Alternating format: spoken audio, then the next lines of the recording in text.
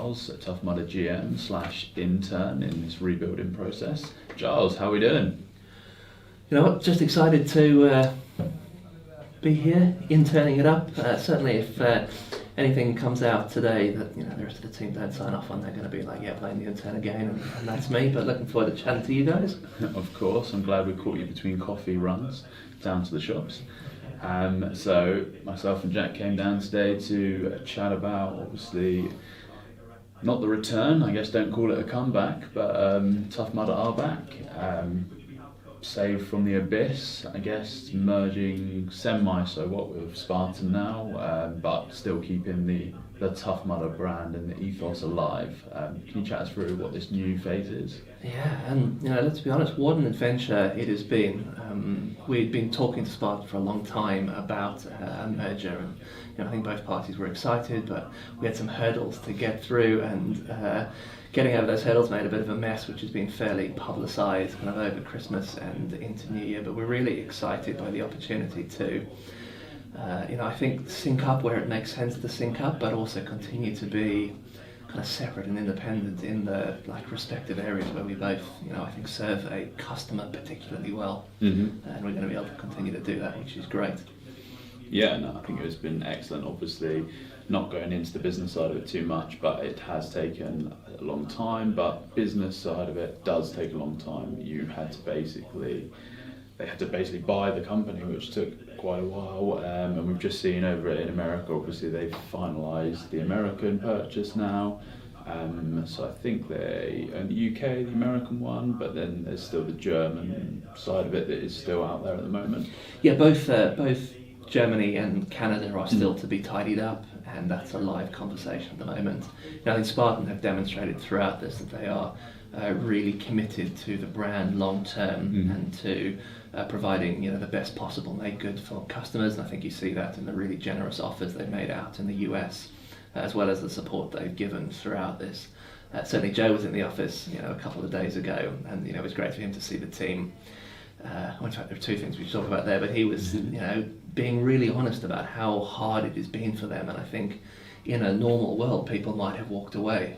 They were up against some significant resistance from a couple of individuals, which we don't need to go into, and that kind of perseverance and discipline I think is going to pay off long term.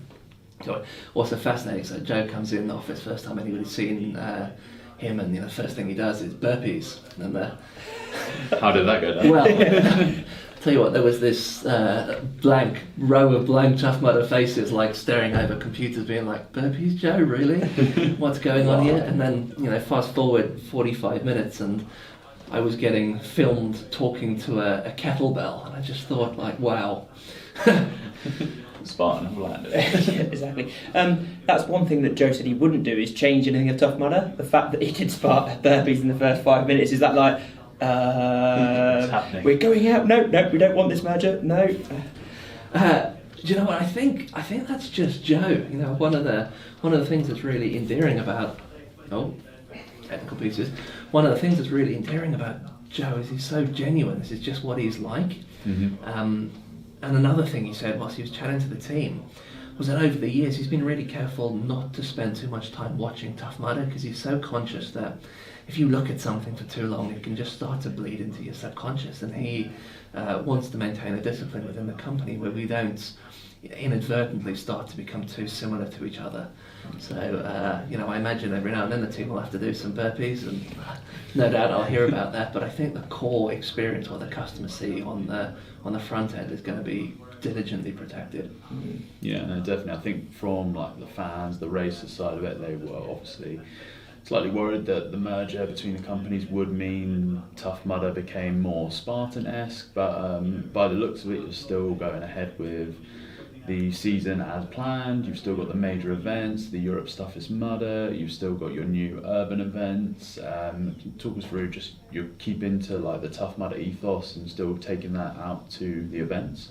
Yeah, absolutely. And there are two pieces there. One's the protection of the experience, and I think through 16, 17, 18, Tough Mudder lost its way a little bit trying to be some stuff that it wasn't necessary. Not necessarily what was core to kind of Tough Mudder and what makes it so special. And through 2019, and under Kyle's kind of guidance, we got really back to that core piece, and that's what we're going to focus on delivering through this season as well. The other piece that we started to do was just rebuild trust with the customer, and we made a whole bunch of promises over 2019, and one of the things we want to make sure we do through this season is deliver on those promises, and even if they're not necessarily bad obstacles, but things like customer service. Mm-hmm. We committed to having the best customer service in the space, and we believe that requires, for Tough Mudder, in-housing that, having those human beings sitting in this office where you guys are now, potentially even being available on the phone, being visible out on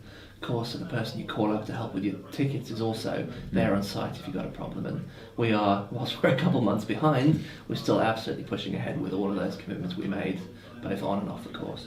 No, that's really great. Just a little word on Carl. Obviously, he's probably going to be returning in his role in America. There's been some things out there that he probably will come back and lead, like the Tough Mudder ship going forwards.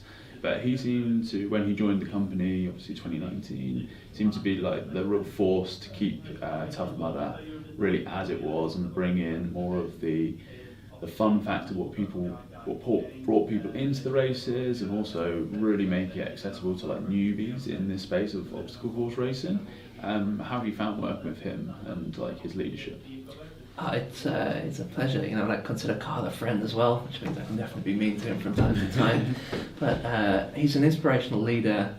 He's also kind of honest and hardworking, which is visible, and that resonates with people. But one of I think the biggest changes that he made is he helped a team at Tough Mudder, which had become potentially over the years a little bit corporate, you know, almost like a smooth working machine. He helped them remember and kind of reimagine how fun it is to just go and connect with the customers and be on site and have a laugh and, you know, get out and about on course.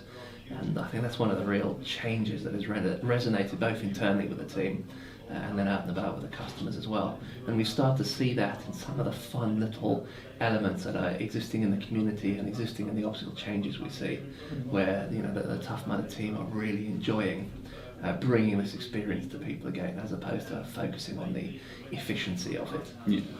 So talking about that, when are you going to get out on course this year, Giles? Well, I mean, the more difficult question is when am I going to run a Spartan? This is it. The crossover's happening. I certainly think so. So I ran the last course in London South, which was great, and we'll probably look to get out a couple of the early ones. So hopefully our city event that we've got coming up in 6 weeks. And then definitely going to be out and about at our 10th anniversary in Midlands. Looking forward to seeing you guys on course there as well. Yeah, we'll be there doing the Europe's Toughest Mudder event, which is obviously a 12-hour format now. I've done a couple of the previous ones where they were 8-hour format. So myself and Jack are taking it on as a team this year. We're going to try and put up some good mileage. So we'll see. But as we spoke before on the podcast, you've got some surprises in the course, maybe with different types of obstacles or more of a mental game to this event. Are you still looking to go ahead with that mental game? Oh, 100%. You know, talking about that, that's what really gets me excited. And we were looking at the map earlier. There's a lot of water. A lot of Arctic enema. There as well. There's certainly some Arctic enema. There's a lot of water on the course. So I think it's going to be challenging once it gets wet, cold, damp overnight. It's a UK event, so it's probably going to rain for the whole 12 hours overnight as well. No, just probably the whole day. But yes, definitely looking to shake it up. There's obviously a physical element to this, you know, as you guys will know, and once you get into 12 hours, there's a strategy and a planning element as well. And we really want to shake and test that up, make some of it not as easy to plan for. So the course may change, the obstacles may change over the course of the evening. Some of the penalties are going to change. You're not really going to be able to build a plan early on and then stick to it and kind of execute repetitively for the whole evening. And for people who are out there to put significant distance out, I think that's going to be really tough. For people who are out to just have a really good time with their friends, I think that's going to make it an amazingly fun experience as well. So do we have a set target where you think guys can make? What would be your, looking at the, now you've looked at the map of you've just admitted to, what would you think would be a realistic target and a doable target? Well, I just turn that back to you guys. You know, you guys have been saying, like, we've got mad skills. We're gonna come out here Never and said that. shake up the competition. 12 hours, 5-mile course. It's pretty lot of water obstacle out there. How are you feeling? 16. I'm okay with water. The fact that you said there's water excites me. I don't mind the water. That's one thing that I do not get fussed about. You've been in the Alps together, man. Yeah, a couple of times. I have done a couple of Tough Mudders. Yes, I'm a Spartan freak, but I have done Tough Mudders. Scottish ones, would you believe? Actually, the Drumlanrig Castle.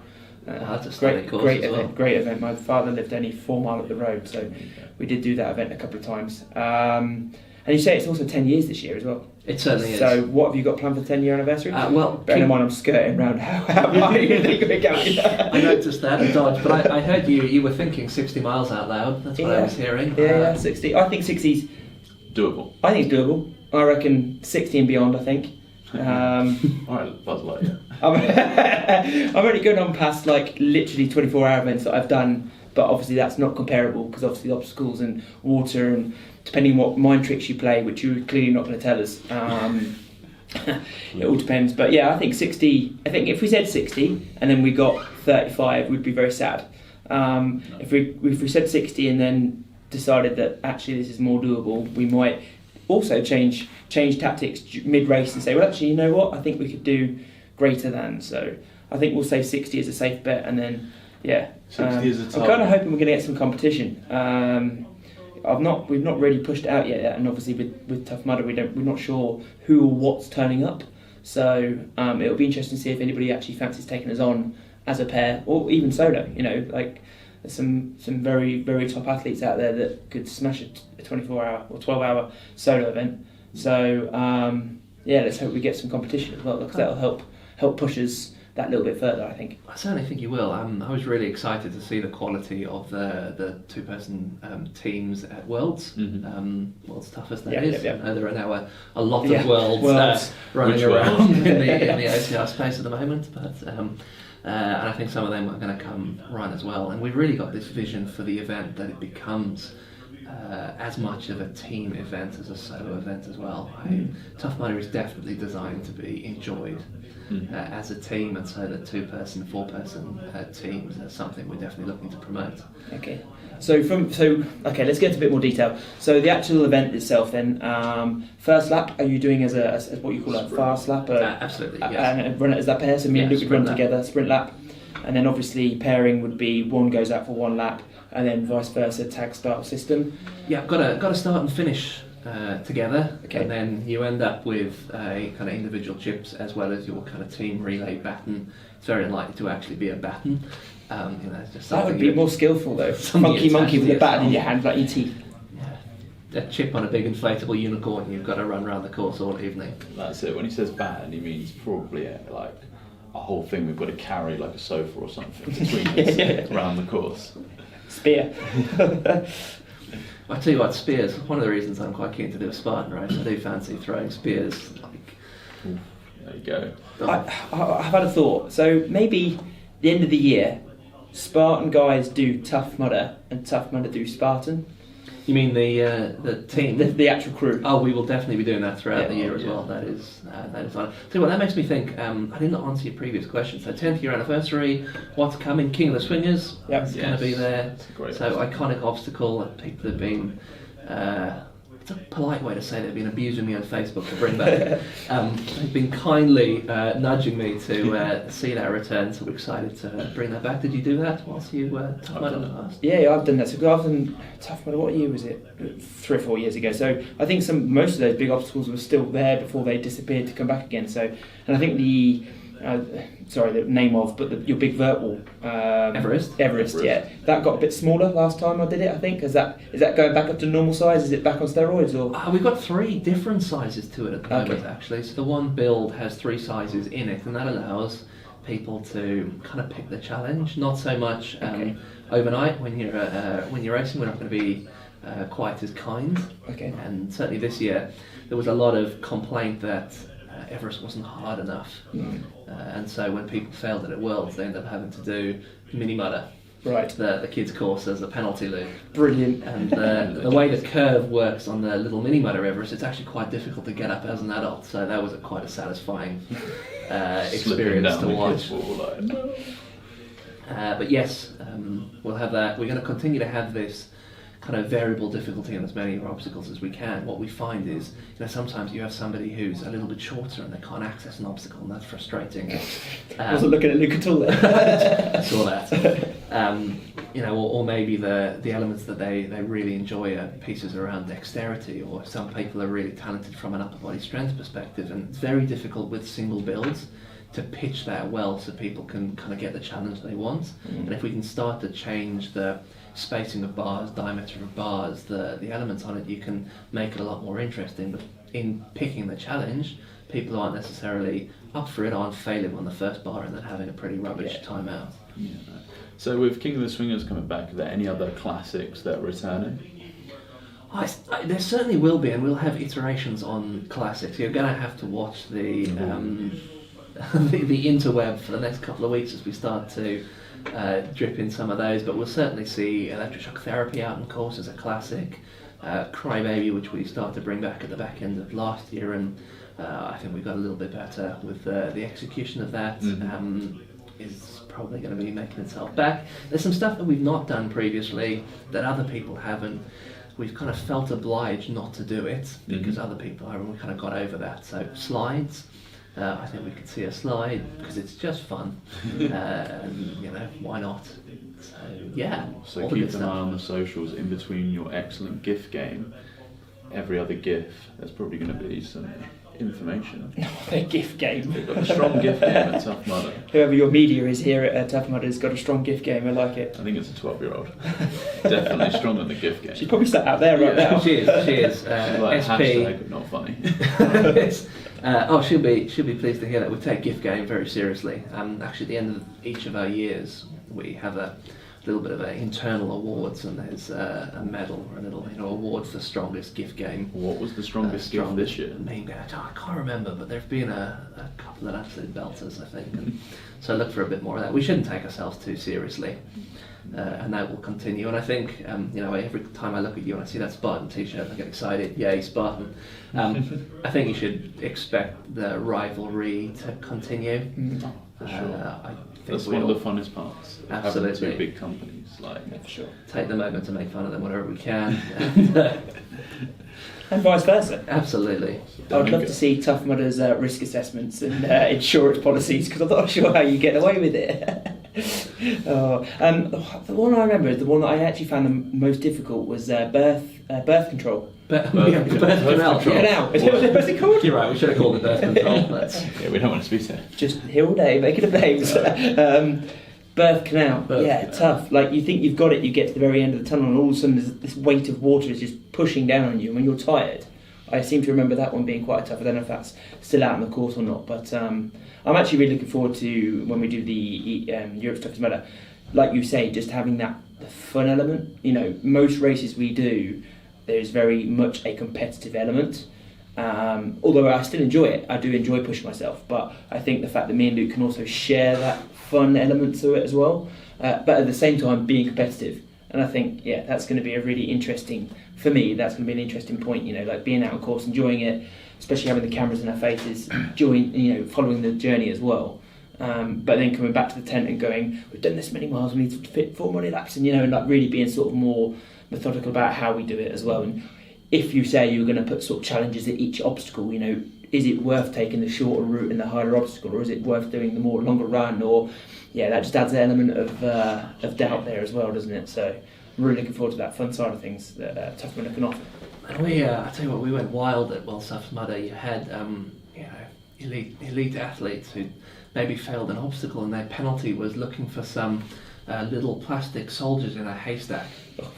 Literally, and there's just no way that physically you can get any faster at that. And in fact, for that particular one, what you did is you had to put your hand in and pick out like a chip, and the chip told you which of 3 penalties you were going to do, so you didn't know which one it was, and you were either writing out lines on a chalkboard, think Bart Simpson, or you were doing your classic box jumps, or you were looking for a needle in a haystack. And another one where if you fell, you missed the bell in King of the Swingers, you had to do a pretty egregious penalty. But you had the option, like almost a double or nothing, with a little ping pong ball and a bat. If you could do a certain number of keepy uppies, you got away. But when you're really cold and tired and your hands are shaking, that's incredibly challenging. And so, do you have a bash and risk doubling the penalty? 11th hour of a 12-hour event, and you're like trying to hit a bloody ping pong with a bat. Why am I doing this? And it might just be satisfying for me to watch. There was one gentleman who's concentrating so much he was kind of back when he walked back into the pit, which was thoroughly satisfying for everybody other than him. Okay. And is the electric shock therapy, is that normally at the end as well? So like everyone's like in the festival area just watching people getting... It certainly is for a normal weekend event, and you're right, that's pretty satisfying for the spectators who come along. They quite enjoy that. You know, grab a beer from the bar and listen to that zapping noise. Exactly what I did without the bit from the last event. I did. I went and watched the electric shock therapy section. Just stood on the fence and was watching people take it on. It is hilarious. But when Giles said he's watching people like from the zone, he's in his nice warm tent, watching out from having been swifted by someone. It's going to be a great little event, and I think one of probably the best things about it is you have the team option. OCR seems to have a lot of individual events, and there are team events out there, but there isn't many of them, especially team events that have this type of strategy. I think when you're having the alternate people go, it adds a bit of strategy to it as a team, but also it's on you individually to like, when I'm halfway out on course, halfway through the 5 mile loop, I'm going to have to make a solo decision because I'd have forgotten what Jack said, probably after the first 5 minutes. It's great to have that style, and I really like it that you take that also to World's Toughest Mudder and you have it in a 24-hour format as well. We had a lot of UK people represent out in the World's Toughest Mudder, in the individuals and the team, and it'd be just great to see people go to Europe's Toughest Mudder, lay down something, and then look at going to World's Toughest Mudder because they are going to do it in America. It's been added into the roster, the schedule, so it looks like it will be a fun event this year as well. So let's put a line in the sand there. If you guys have a great time at ETM, do you think we can talk you into a trip to Dallas? Well, if we have a really good time at Europe's Toughest Mudder, 24 hours. I saw nodding, so that's done. It's done, sealed. It's on film. Personally, I've never done a 24-hour event, so I would be very interested to do one. Skeptical hippo. Let me think about this. So for me personally, I don't know about Luke, I think the longer you go, for me, it's better. I like the idea of that. The more of a mental challenge it gives you as well. You know, fatigue starts kicking in, what have you. I like the idea of a 24-hour event, especially OCR 24-hour. Yeah, 100%. Oh yeah, I'm in. I'm sorry. Sold. Done. Looking forward to that. Yeah, especially if we do well. You know, like I'd like to think that. That's the problem with us and most people out there. Even the guys that do it for fun, we are competitive, and to a degree, you know, you do sit here and go, what's next? What's the next challenge? What can we do next? If that means taking the 12-hour event to a 24-hour event and proving that we can do it at that level as well, then yeah, bring it on, 100%. So you talk about things coming back. Have you got anything new in general coming back this year at all? Any new obstacles or things that people might not know? Any sort of things you can sort of tell us now that people might not know? Well, we focused this year on two things. One was the off-course experience. We talked about getting in-house customer service, bringing in phone customer service over the course of the year, which is obviously a big deal. We're also making changes to the pricing. I've obviously got pricing on the day. 2018 on the brain. Yeah. That's awkward. Pricing, so the way we think about kind of discounts and the headline pricing, moving away from a place where you've got a ludicrous headline price that there's always on a 40% discount. So all of that is done, and I think that's going to be really interesting to play out as well. Unholy Grail. Okay. Which is a challenge happening at Midland. So over the course of that weekend, you need to do the tougher, which is that 10-mile race, the 5K, the classic, and the 12. Now overnight. I'm thinking we could do this, Luke. Hitting at least 25 miles on the overnight as well. So there's none of that like run a lap, sleep for the evening, go out for another 5 mile in the morning. So I think that's going to be really fun for people who are up for that almost world's toughest experience. And who's the champion in the office of the football team? It is always the Germans. It is the Germans. The Germans. Years and years. I had a guy back in 2014 called David Gordon. his mantle's just picked up by successive Germans every year. It's become quite embarrassing. Oh dear, oh dear, oh dear. Maybe you should just stick to OCR, Giles. So as we're in TMHQ down in the UK, what's the vibe like with everybody back at work now? Is the full team back? Are we at full strength here in the offices? It's a great question. Do you know what? It's been really challenging for everybody to go through this.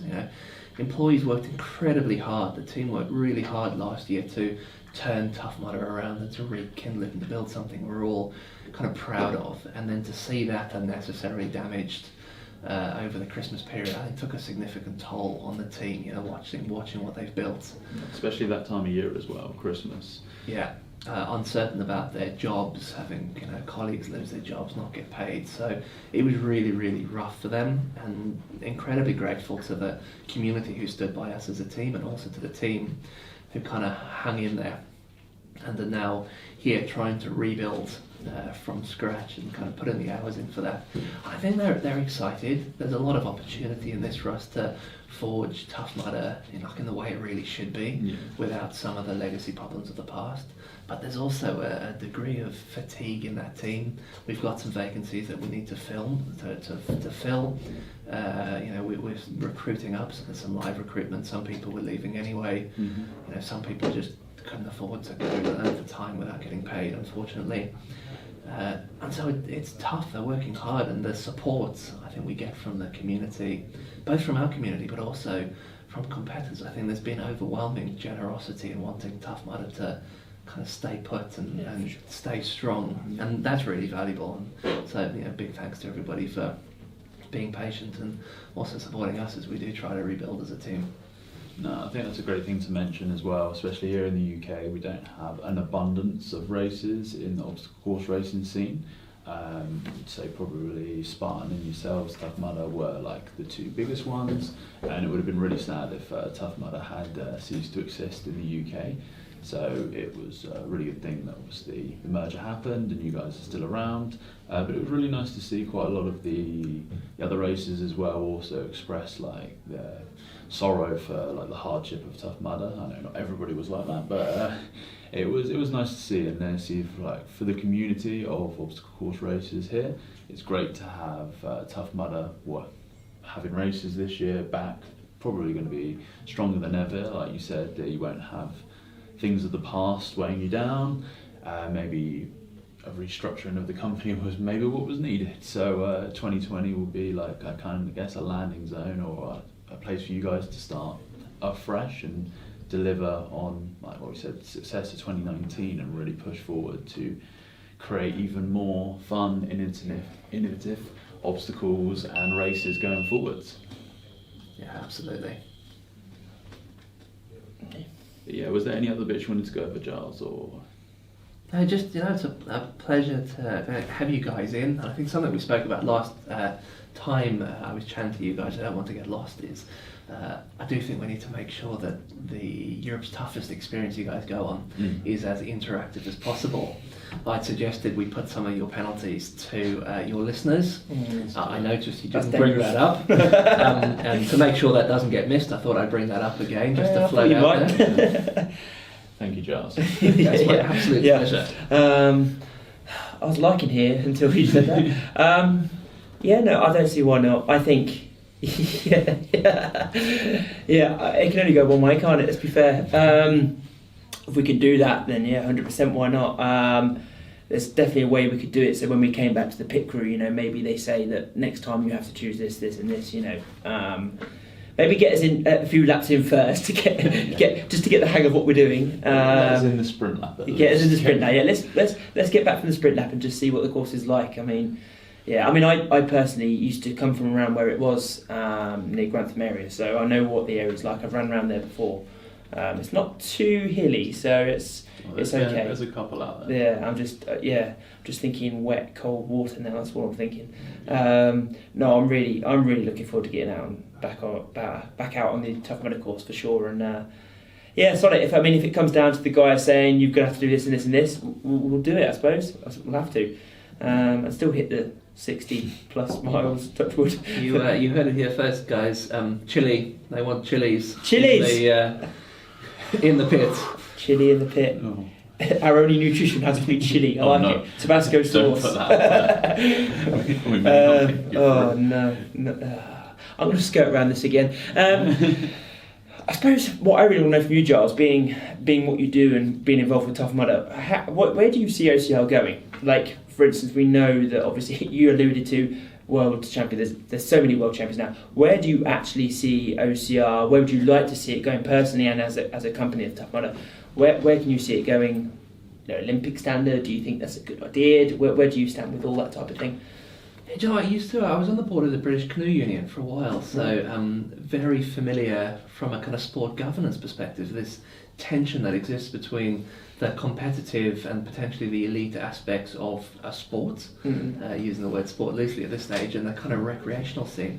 And I think OCR is an incredibly powerful tool for obviously your physical well-being, for your mental health, just being able to have fun with friends, and so I definitely want to see it flourish. And I think that it's more likely to flourish the larger and more established it becomes, and that's going to require a continuation of the kind of formalisation of the sport. I'd love to see it in the Olympics. It could make such compelling watching you see what Tough Mudder used to do with Tough Mudder X and some of the other formats that exist, and you compare that to some of the stuff that's watched at the Olympics, and I think it could make for really compelling viewing. The calibre of the athletes we're starting to see come through is really interesting as well, and I think what happens as you solidify or really grow that top end, it's like a pyramid. It increases the awareness of what's going on, the aspiration to be involved, the amount of money that comes into the sport, all of which allows for the development we need for young people, for a club scene, for training centres, for the scale to be sufficient to stand up multiple operators as well, which is healthy for competition and innovation. So yes, like all of those things, we need to continue to push and grow all aspects of OCR. And we also need to support. I think there's still a lot of tension where it's really difficult to make money in OCR as an athlete, as a business, and so everybody's needing to protect part of what they do, and it's going to require lots of people being prepared to work, I think, in the greater good and across, I wouldn't call it discipline, but across kind of focus area to really realise the potential here. Yeah, for sure. Although I don't really see them getting electric shock therapy in the Olympics, unfortunately, Giles. So maybe you shouldn't be on the board because I'm not sure that's going to work.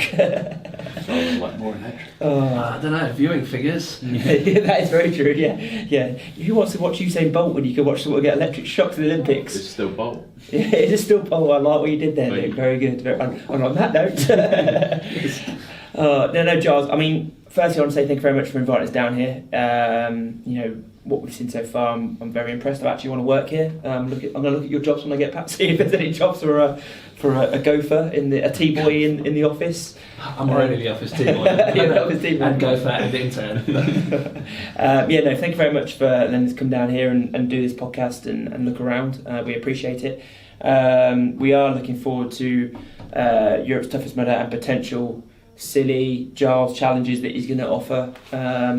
No chili. Chili's not going to happen.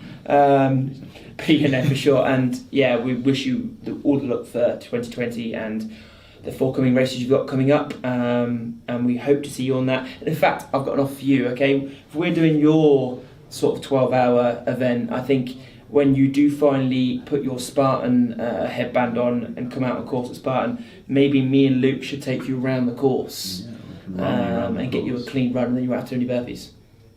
I do like the sound of no burpees. That's I'm going to take you up on that offer. Yeah, for sure. There may still be burpees. I'll probably Before just push the spear out of his hand so he can't hit the bear. But Just going to pull him off them. We'll just push him and blow on him face. And You guys will do my burpees for me, right? We'll do your burpees for you. We'll talk about Luke's that. pretty We'll good talk at that. about We'll talk about that later. We'll come up with some sort of deal. But anyway, thank you very much, Giles. We really appreciate your time and efforts. And so thank you very much for your time. Yeah. Thanks a lot, Giles. How much? Pleasure.